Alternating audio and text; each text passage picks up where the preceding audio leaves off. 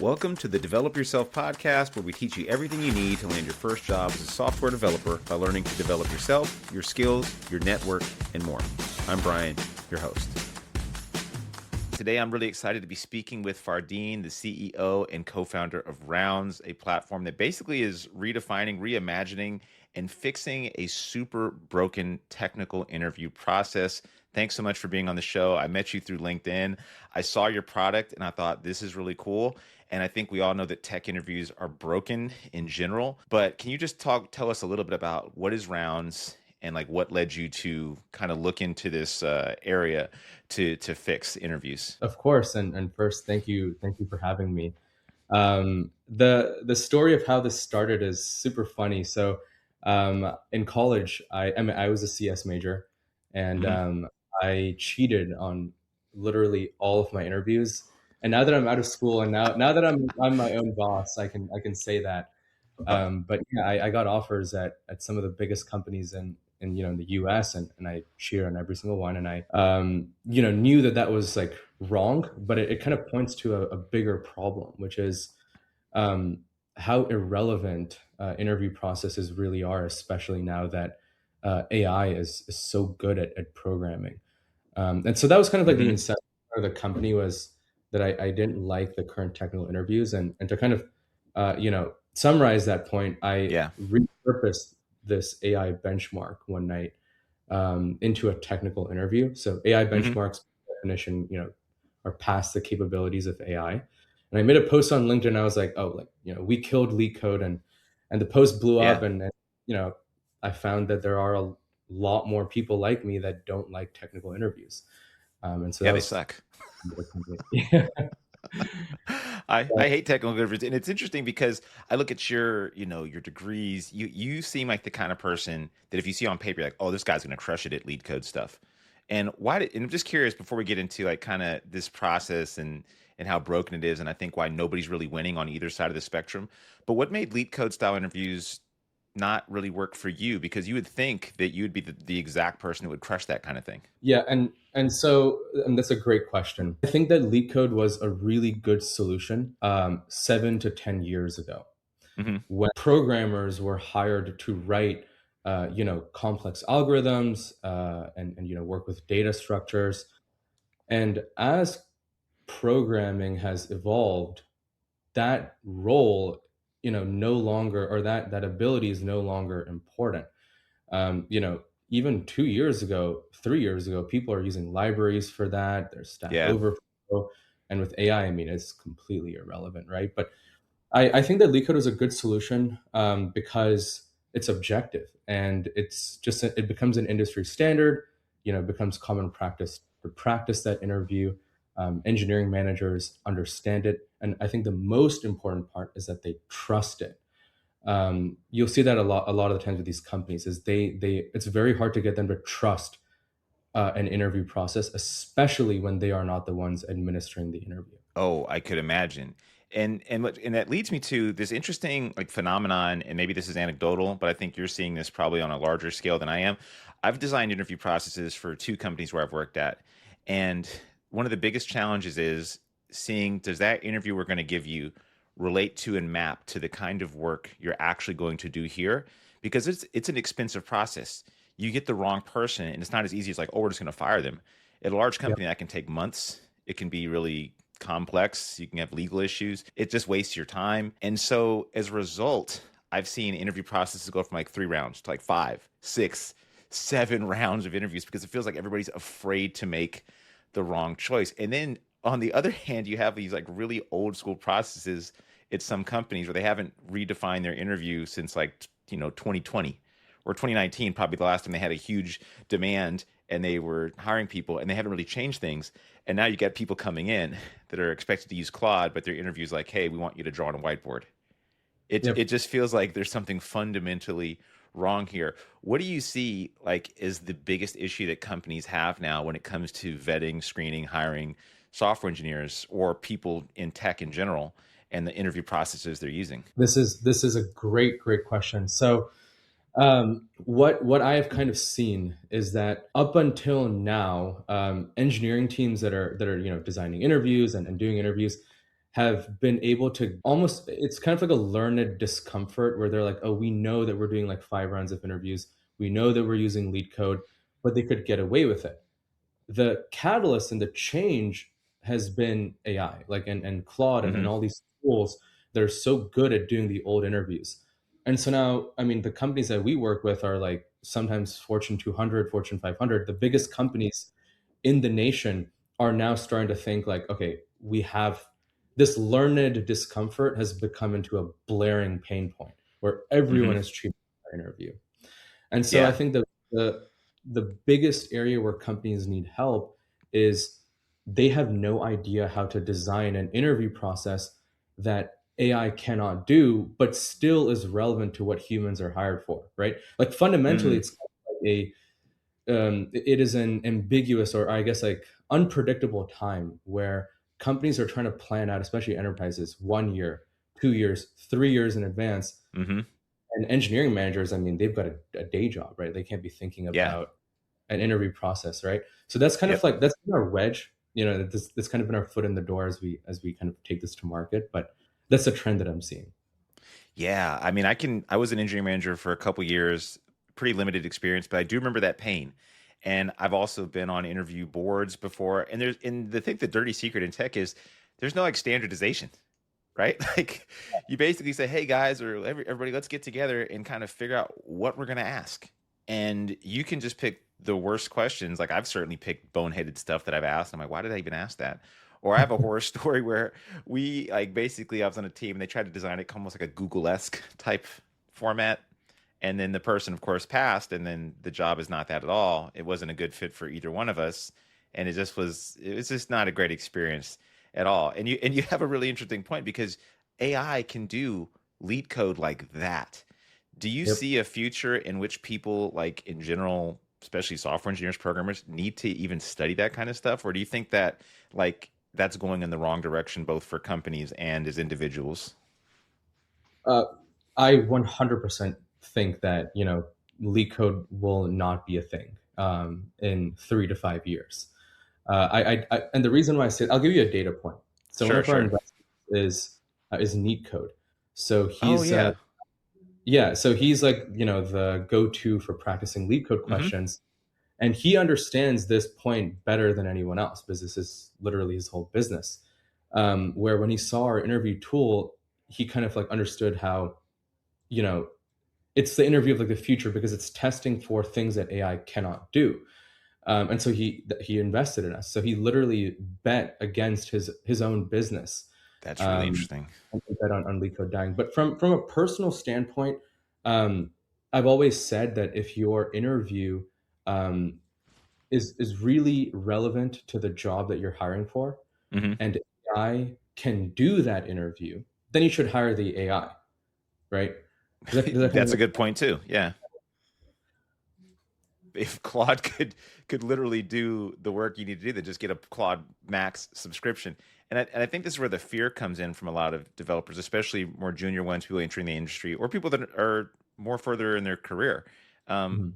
What should people be learning, in your opinion, right now? And what are things that you are seeing that companies want you to like pull out from these interviews from people, from candidates that is not purely technical? So I have my own opinion about this, but I will tell you an answer based on data that I've collected from sales calls and work that we're doing with other companies. So the biggest trend that we see is a huge demand for designers, people that Hmm. can do product thinking, and people that use AI well.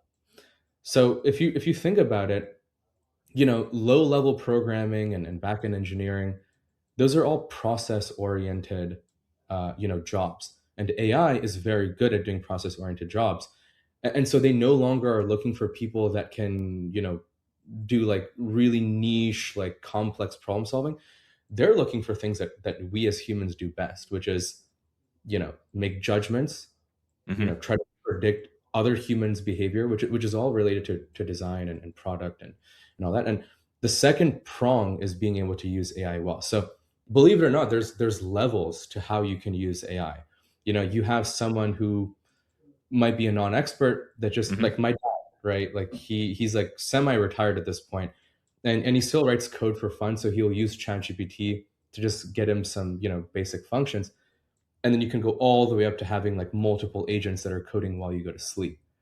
Yeah. And all the companies that have come to us have been like, we realize how important this is. Like, find me those guys that can use, or girls that can use um, AI to the max, right? That's what we want to bring into our org. Interesting. So, and I'm sure that's one end of the spectrum.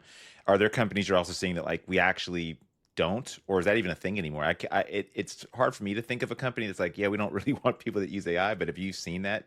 People say, no, we definitely don't want any AI in our process at all.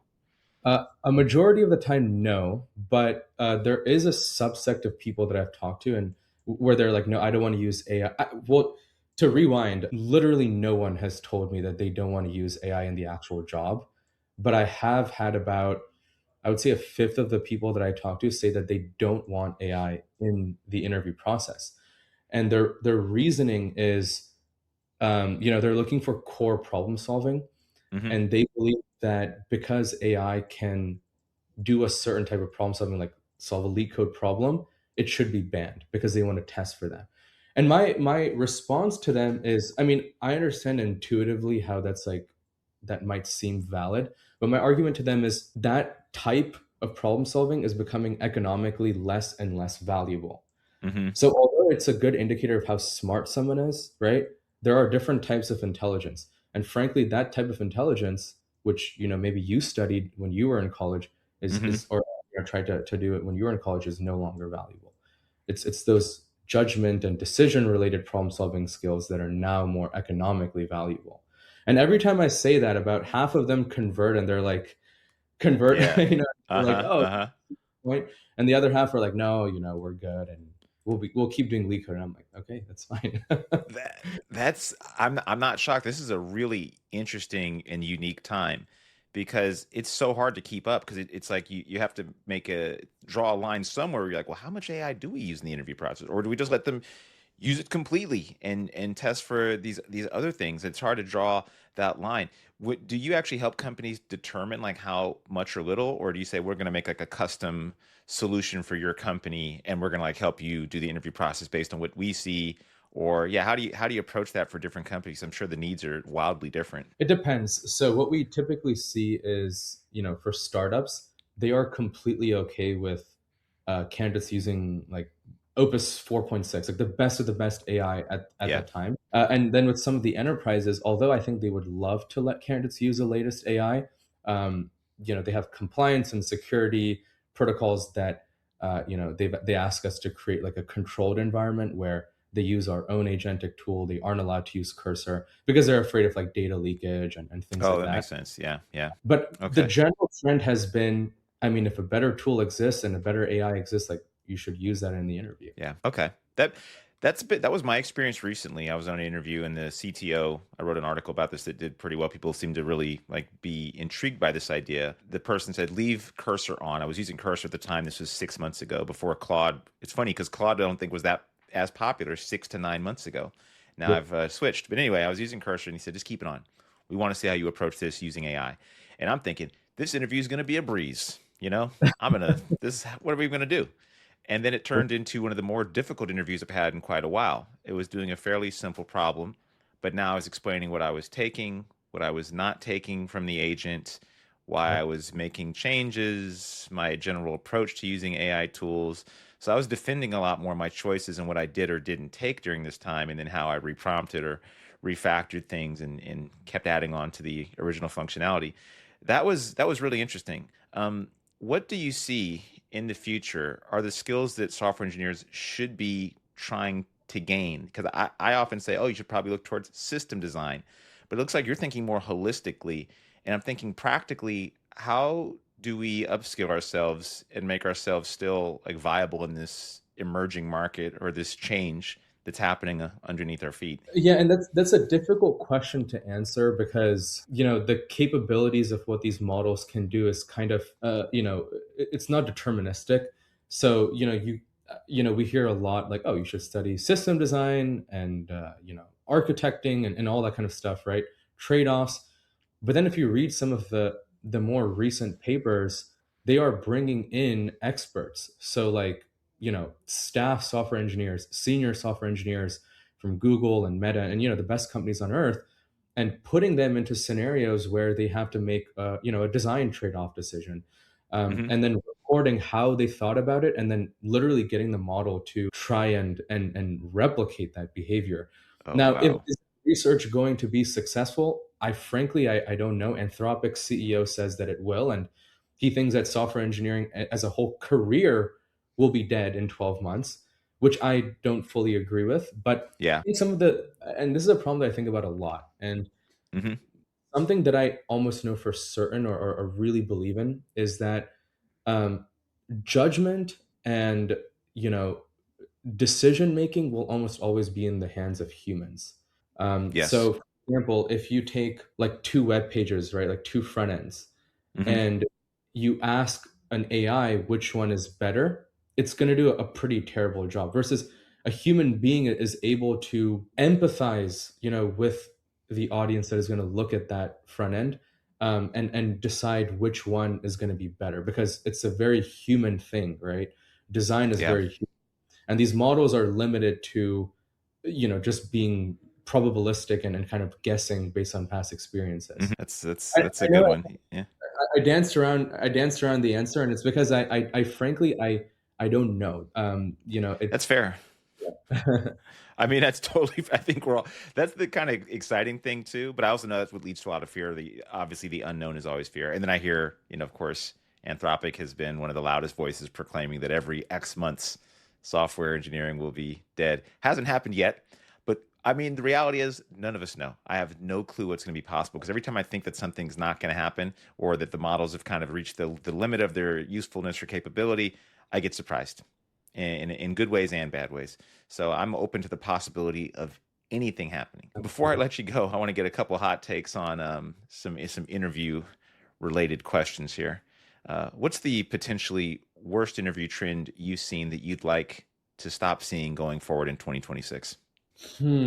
I think it has been not only the continued use of DSA problems, but the trend towards just having harder DSA problems. So I recently saw an interview where someone had to solve two LeetCode hards in like under, I think it was like 30 minutes, Oh, that's which, I ridiculous. mean, Okay. a lot of these tools ban AI. And so at Yeah. that point, it's just like, if you've seen the problem before, you're going to get it. And if you haven't seen it before, there's no way that you're not going to get it. And that to me is the worst, because you are literally leaving up to chance. Like, you're leaving it up to chance, right? It's like, Yeah. oh, you got lucky. You've seen it before. You win. Yeah. You get a $200,000 job. Hmm. Um, so yeah, that's definitely the worst thing I've seen this or last year, 2025. That's a terrible one. That's awful. What do you feel about these cheating tools? There's a few big ones out there. All right, is it worth the risk? I love them. I love the cheating tools. I say use them. I say the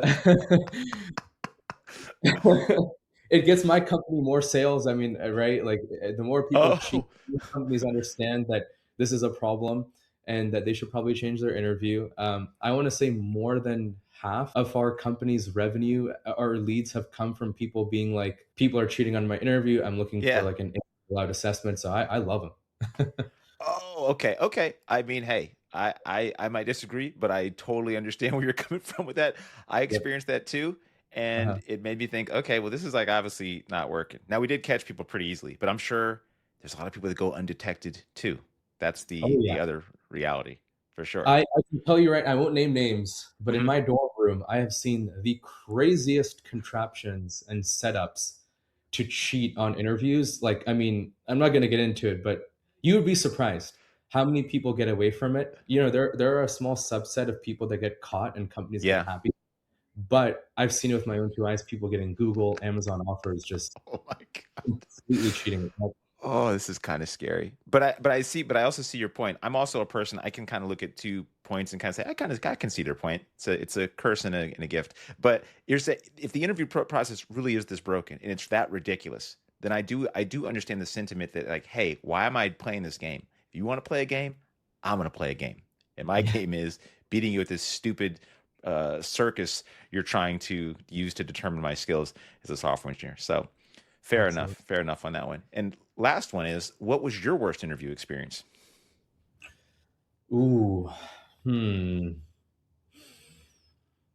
I had this one interview where they whipped out some like graph problem, and they Hmm. had one guy talking to me and one guy completely silent, and they kind of just told me to solve it. And then I would ask questions. It was definitely like a leak code hard, and it was for like a medium-sized startup. And I would Okay. ask questions, and then the interviewer would kind of be like, "Oh, I don't know. What do you think about it?" And they were literally trying to see if I can solve this puzzle end to end all by myself, without any help at all. And that was my worst one. But I'll tell you my best interview experience actually, Yeah. and it's a company that I can't name.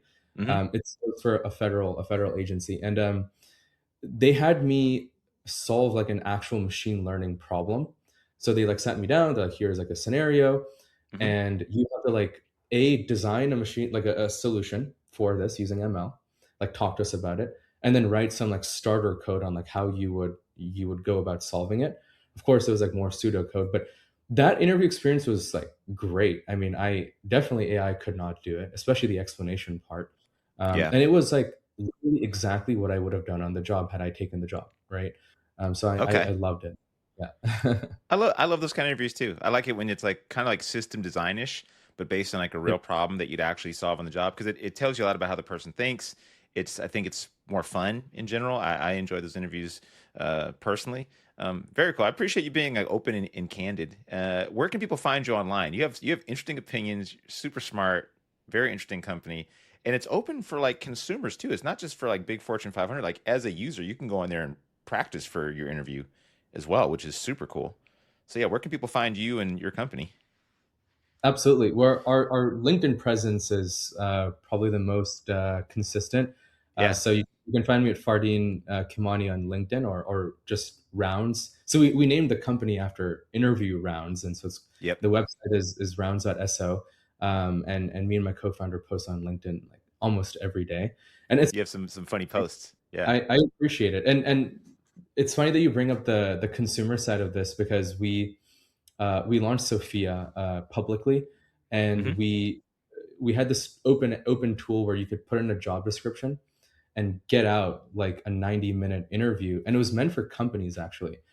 But what we found was that like people were just logging on and using it to generate practice interviews. Yeah, Um, exactly.